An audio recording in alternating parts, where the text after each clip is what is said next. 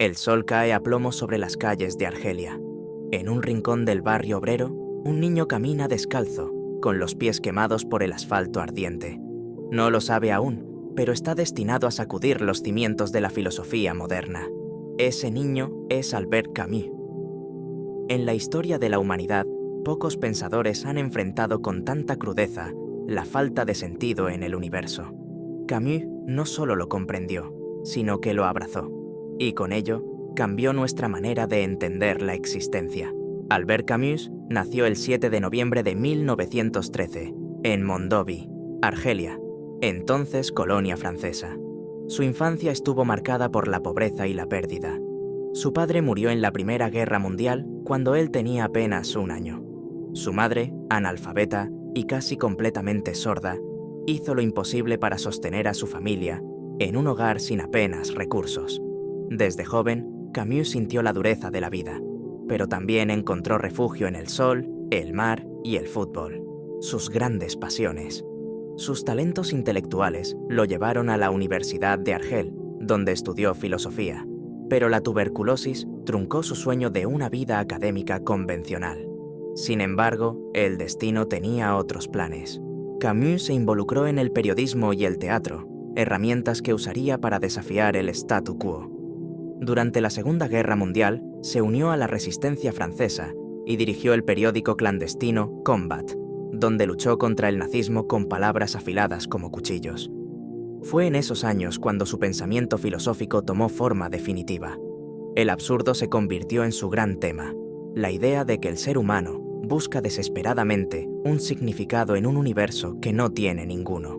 En el mito de Sísifo, 1942, escribió: «No hay sino un problema filosófico realmente serio, el suicidio.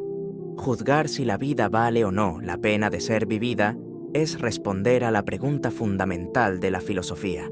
Pero Camus no se detuvo en la desesperación. Aunque reconocía lo absurdo de la existencia, su respuesta no era rendirse, sino rebelarse. Vivir a pesar de la falta de sentido era, en sí mismo, un acto de desafío. En 1942, Camus publicó El extranjero, la historia de Meursault, un hombre indiferente a la sociedad y sus normas. Su célebre inicio resume la esencia del absurdo. «Hoy ha muerto mamá», o quizá ayer, no lo sé. La novela escandalizó y fascinó a partes iguales.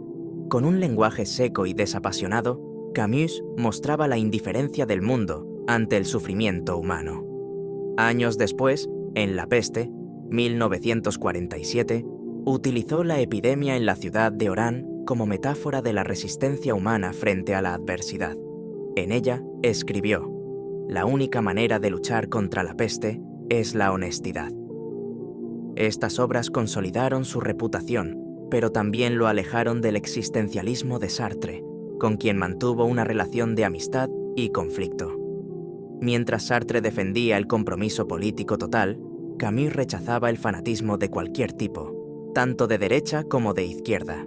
En 1957, a los 44 años, recibió el Premio Nobel de Literatura, convirtiéndose en uno de los galardonados más jóvenes de la historia.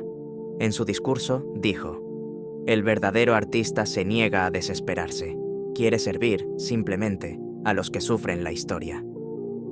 Pero su vida fue truncada de forma trágica. El 4 de enero de 1960, murió en un accidente de tráfico mientras viajaba con su editor. En su maletín llevaba un billete de tren sin usar. Tenía pensado viajar en tren en vez de en auto, pero cambió de opinión en el último momento. Entre los restos del coche se encontró el manuscrito de una novela inacabada, El primer hombre, su obra más personal. Hoy, Albert Camus sigue inspirando a quienes se enfrentan a la incertidumbre de la existencia. Nos enseñó que, aunque la vida no tenga un propósito inherente, podemos encontrar belleza en la lucha misma. Porque, como él mismo dijo, «En medio del invierno, aprendí por fin que había en mí un verano invencible». Y tal vez, en ese acto de resistencia, encontremos el sentido que el universo nos niega.